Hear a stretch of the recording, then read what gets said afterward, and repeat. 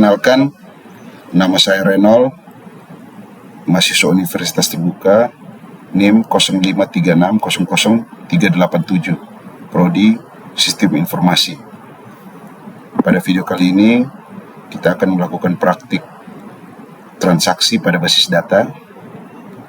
Basis data yang akan kita pakai adalah MySQL yang ada pada aplikasi XAMPP.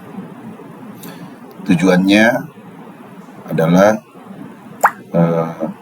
dengan transaksi ini untuk menjaga konsistensi data. Beberapa perintah yang akan kita coba praktikkan yaitu commit, rollback, checkpoint, dan trigger.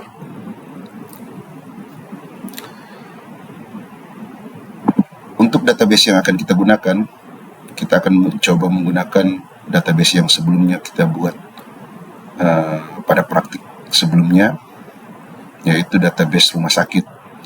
Seperti yang terlihat pada layar, ini adalah tabel-tabel pada database rumah sakit. Sebelumnya telah saya tambahkan 2 tabel lagi untuk keperluan praktik ini, yaitu tabel obat dan transaksi obat. Di sini relasinya juga sudah kita bentuk. Transaksi obat sudah berelasi ke tabel pasien dan juga sudah berelasi ke tabel obat.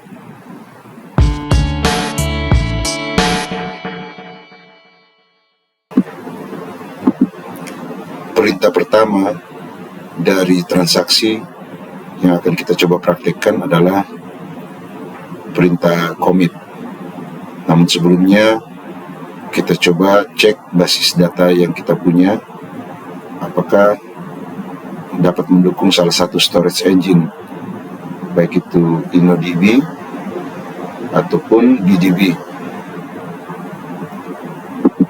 Kita coba cek database rumah sakit, kita klik data rumah sakit, kemudian kita lihat pada tabel-tabelnya tipenya itu terlihat InnoDB. Nah, ini berarti sudah mendukung salah satu dari storage engine. Kita bisa melanjutkan untuk melakukan transaksi. Pertama-tama kita cek tabel pasien kita. Nah, saat ini di tabel pasien kita terdapat 5 pasien. Kita coba membuat transaksi pertama. Kita klik rumah sakit, kita masuk ke tab rutin, kita klik rutin, kita klik tombol create new routine, kita beri nama routine name-nya transaksi 1, kita drop saja dulu parameternya. Kemudian pada kolom definition kita tambahkan perintah insert. Namun untuk transaksi 1 ini kita coba dulu tidak menggunakan commit. Nah, ini perintah insertnya kita sudah buat untuk menginsert pasien ID ke-6 bernama Dedi, jenis kelamin laki-laki.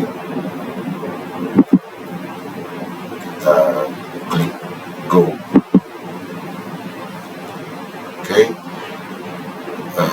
Transaksi 1 yang kita buat has been created, sudah berhasil. Di samping juga sudah muncul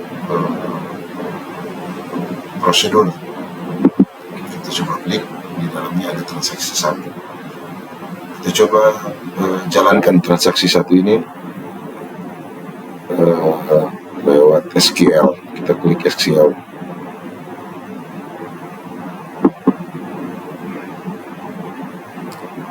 Kita klik SQL. Kita jalankan perintah transaksi kita menggunakan perintah call transaksi 1. Dan transaksi 1. Ya, kita klik go. Hasilnya terlihat, sudah kita jalankan transaksi 1. Pasien dengan ID ke-6 sudah muncul. Namun kita perlu membuktikan apakah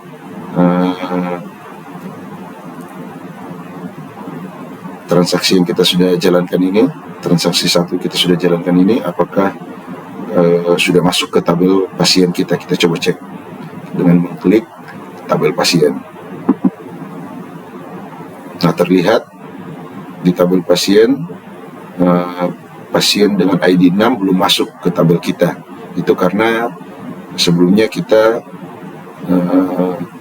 tidak menambahkan komit pada transaksi 1 yang kita sudah buat. Oke, kita coba lagi membuat satu transaksi, namun kali ini kita modifikasi, kita tambah perintah komit. Kita coba klik new di sebelah di prosedur. Kita tambahkan di routine name-nya transaksi 2, kita beri nama transaksi 2. Kemudian pada kolom definition kita masukkan perintah insert-nya seperti tadi. Namun kita modif di sini di sebelum end, kita coba tambahkan commit.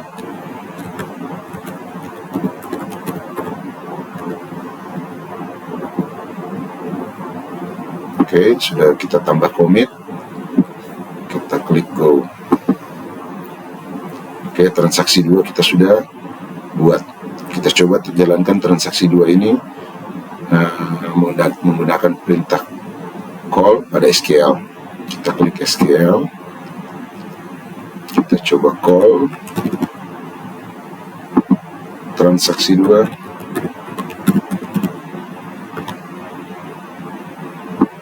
Kita klik go. Seperti tadi, setelah kita jalankan transaksi 2 ini sudah tampil pasien dengan ID 6 bernama Dedi. Kita coba buktikan apakah setelah kita menambahkan komit, pasien ID ke-6 ini sudah masuk ke tabel kita. Coba kita klik tabel pasien. Nah, terlihat bahwa setelah menambahkan komit, maka ID pasien dengan ID ke-6 sudah masuk ke tabel kita. Jadi kesimpulannya bahwa walaupun perintah kita sudah jalankan, namun belum sampai pada komit, maka perintah tersebut tidak akan merubah data pada tabel kita. Setelah ketemu komit, maka tabel kita bisa berubah.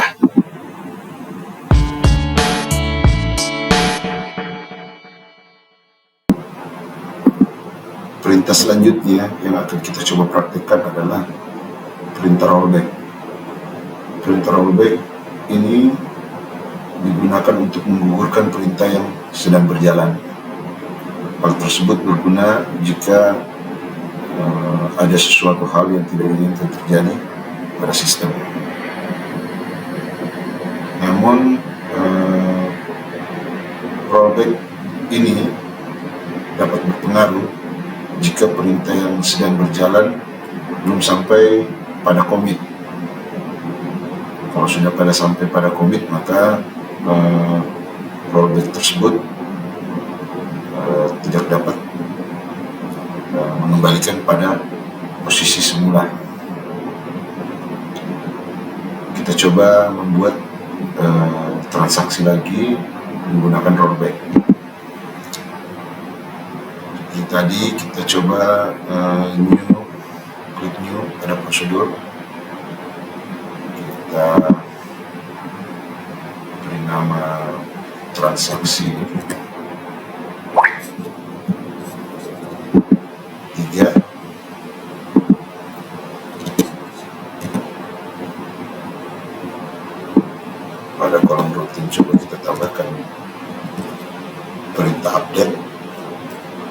Di sini kita akan coba update nama pasien pada tabel pasien dengan ID pasien 3. Dari sebelumnya bernama Renol, kita akan coba mengganti menjadi nama Doni. Oke, kita coba tambahkan transaksi 3. Oke, transaksi 3 sudah berhasil kita buat. Kita coba jalankan melalui call di SQL.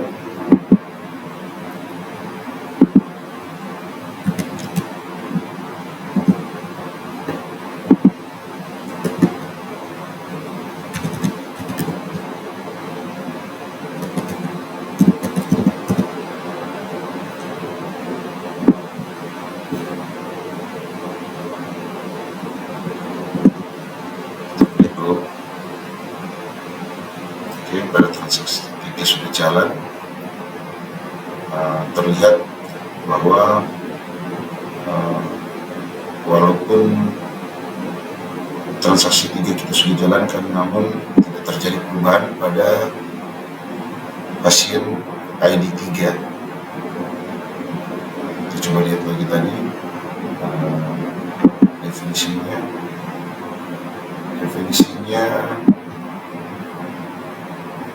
kita mengupdate pasien ID 3 untuk merubah namanya menjadi Doni, namun itu tidak terjadi perubahan karena perintah update ini belum sampai pada commit, sudah terrollback sehingga tidak terjadi perubahan. Kita coba praktekkan lagi membuat transaksi baru, transaksi 4. Kita coba transaksi 4.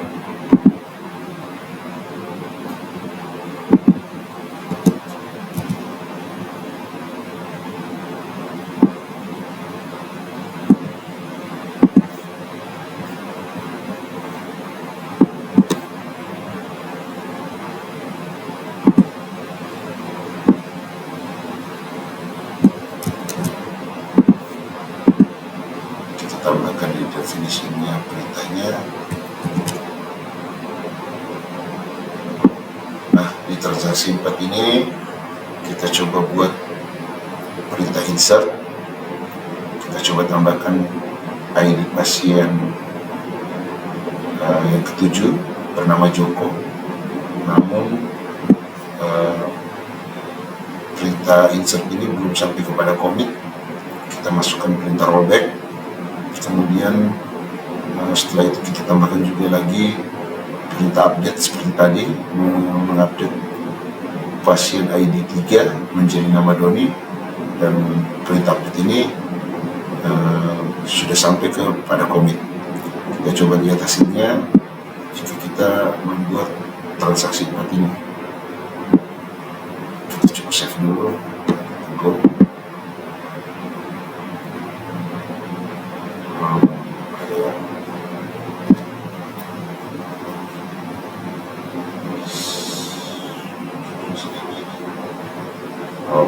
Ada yang kurang pada perintah update ini, kurang titik koma. Kita coba lagi. Oke, transaksi 4 sudah berhasil kita buat. Kita coba lihat kembali transaksi 4 itu definisinya. Kita menambahkan ke tabel kita pasien baru dengan ID 7 bernama Joko, namun perintah insert ini belum sampai kepada commit. Kita rollback. Kemudian ada perintah lagi, perintah update untuk ID pasien nomor 3 mengganti namanya menjadi Doni. Perintah ini sampai kepada commit. Coba kita call perintah ini. Kita coba jalankan.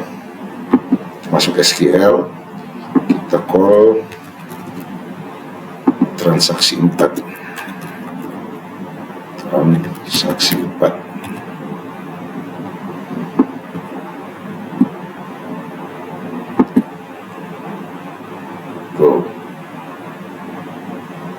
hasilnya terlihat bahwa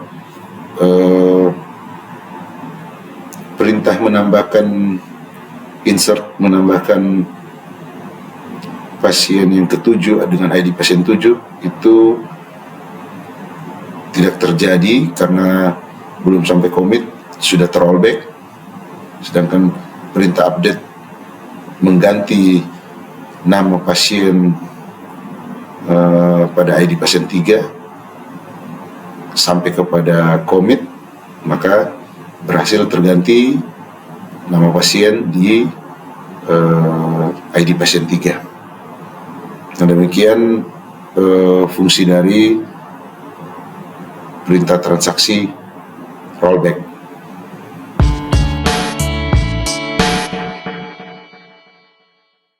Perintah ketiga yang akan kita coba praktekkan adalah checkpoint. Sebelumnya kita sudah mencoba mempraktekkan rollback, di mana rollback akan mengembalikan posisi sebelum transaksi dilakukan. Nah, dengan checkpoint kita bisa membuat checkpoint di tengah-tengah transaksi kita, di mana rollback bisa kita arahkan untuk kembali ke posisi checkpoint yang kita sudah buat, tidak mesti kembali ke posisi awal transaksi. Nah, kita coba praktekkan checkpoint ini.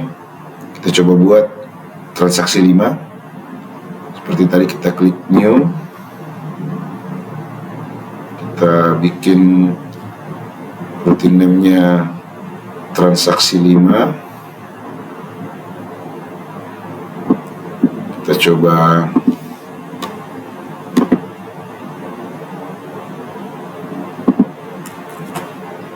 buat perintahnya di kolom definition. Nah, ini perintahnya.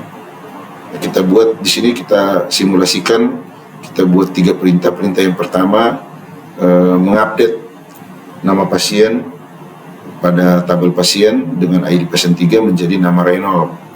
Setelah itu setelah perintah itu kita buat save point yang kita beri nama pos 1. Kemudian kita buat perintah kedua,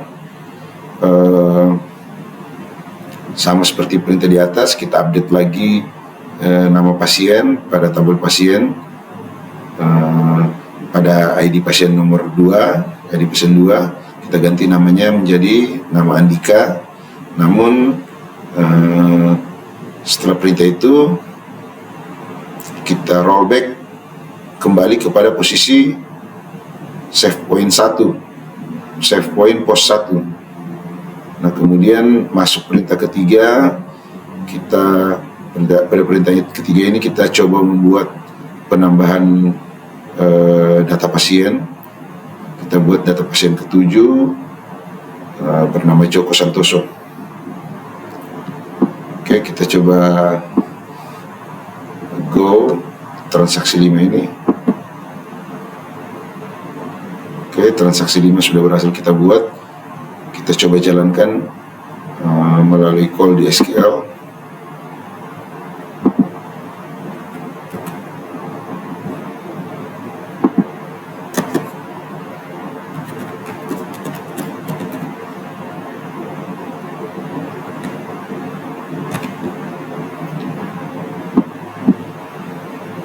Kita coba go. Nah, terlihat bahwa perintah pertama untuk mengganti nama pasien pada ID pasien 3 berhasil, Reynolds sudah berganti bernama Reynolds. Kemudian perintah kedua tidak terjadi apa-apa untuk mengganti nama pasien pada ID kedua menjadi Andika, itu tidak terjadi karena kita rollback kembali kepada posisi setelah perintah 1 berhasil dijalankan. Kemudian perintah ketiga menambahkan pasien ID ke-7 bernama Joko Santoso berhasil bertambah ke tabel kita. Jadi simpulannya, dengan memanfaatkan checkpoint kita bisa membuat titik-titik checkpoint pada transaksi kita, sehingga saat kita melakukan rollback tidak perlu mengembalikannya kepada kondisi awal sebelum transaksi, tetapi kita bisa kembalikan pada checkpoint yang telah kita buat.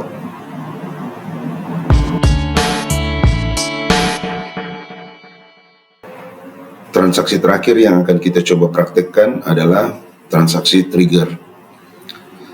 Trigger merupakan sebuah perintah yang dipicu oleh adanya event, yang mana event tersebut dapat memicu perubahan pada sebuah basis data. Event yang dimaksud dapat berupa insert, update, ataupun delete. Trigger ini dapat berjalan atau tereksekusi baik sebelum ataupun setelah event dilaksanakan. Jadi dapat berupa before ataupun after insert, before ataupun after update, before ataupun after delete. Pada praktik kita kali ini kita akan mencoba membuat trigger after insert. Kita misalkan pada rumah sakit terjadi transaksi penjualan obat, maka akan ada insert pada kabel transaksi obat. Nah, insert pada transaksi obat ini yang akan memicu perintah untuk mengupdate stok obat pada tabel obat. Kita coba membuat trigger tersebut. Pertama-tama kita klik di kiri di prosedur, kita masuk ke menu trigger, kita klik more, kita klik trigger, kemudian kita klik create new trigger, kemudian muncul window baru. Kita coba isikan pada window tersebut trigger name-nya, kita misalkan trigger jual. Tabel yang menjadi pemicunya adalah insert yang terjadi pada tabel transaksi obat. Time dan eventnya adalah after insert. Kemudian perintah yang akan di-trigger, yang akan muncul setelah adanya insert pada tabel transaksi obat, kita tuliskan pada kolom definisi.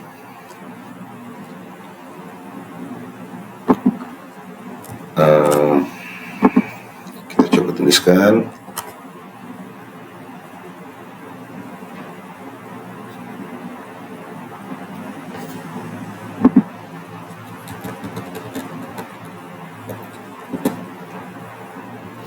Nah, kita saat terjadi transaksi penjualan obat, maka akan memicu update pada tabel obat, di mana akan terjadi perubahan pada field stok obat.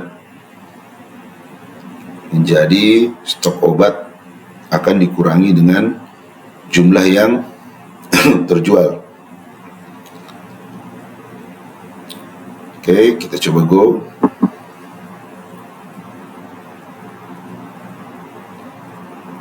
Nah, trigger kita sudah terbuat, trigger jual. Sekarang tinggal kita coba untuk menguji trigger tersebut. Kita coba melakukan insert pada tabel transaksi obat. Namun sebelumnya kita coba cek dulu posisi terakhir tabel obat kita. Kita klik obat, terlihat bahwa pada tabel obat kita terdapat 3 jenis obat. Ada obat paracetamol, amoxicillin, dan betadine. Nah, kita misalkan nanti coba kita insert terjadi penjualan obat amoxicillin.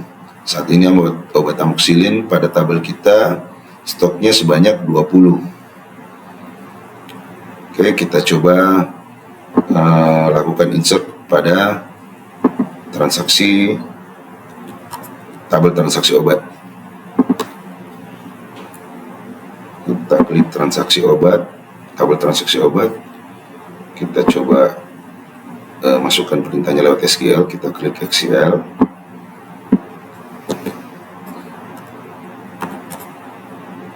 Oke, perintahnya kita misalkan ID transaksinya 1, pasien yang membeli ID-nya 1, ID obatnya tadi amoxicillin 2, kemudian jumlah yang terjual 5, total harga 75.000. Oke, kita coba klik go. Oke, sudah berhasil kita update tabel transaksi obat. Sekarang kita coba cek apakah ada perubahan pada tabel obat kita. Klik tabel obat. Nah, tabel obat kita pada obat amoxicillin yang tadinya stoknya 20, sekarang sudah berkurang menjadi 15. Berarti trigger yang kita buat sudah berhasil berjalan. Oke, demikian kita sudah mempraktekkan transaksi. Ada 4 transaksi yang kita sudah praktekkan. Semoga video praktek kali ini dapat bermanfaat. Terima kasih telah menyaksikan video ini.